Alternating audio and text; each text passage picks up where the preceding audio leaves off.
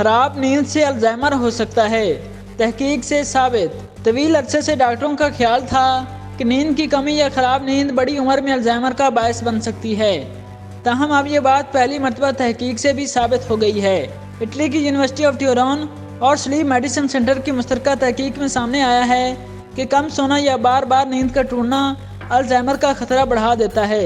गहरी नींद के दौरान दिमाग के अंदर क्लीनिंग सिस्टम एक्टिवेट होता है, जिसके जरिए नुकसानदेह केमिकल्स को दिमाग से खारिज किया जाता है। इनमें अल्जाइमर का बायस बनने वाले केमिकल्स भी शामिल होते हैं।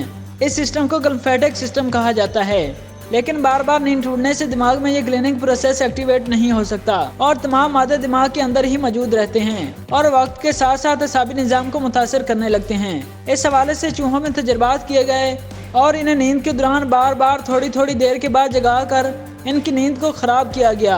ये तजर्बात 1 माह तक जारी रहे, जिसके दौरान साइंसदानों ने इनके दिमाग में होने वाली तब्दीलियों का जायजा लिया, जिससे पता चला कि बार बार नींद टूट जाने से चूहों में इर्द गिर्द के माहौल को समझने की सलाहियत कम हो गई है। माहिरीन का कहना है कि बड़ी उम्र में अल्जाइमर और डिमेंशिया जैसी बीमारियों से बचने के लिए नींद के साथ साथ बाकायदगी से वर्जिश और सेहतमंद ग़िज़ा को भी अल्जाइमर से बचने के लिए अहम समझते हैं।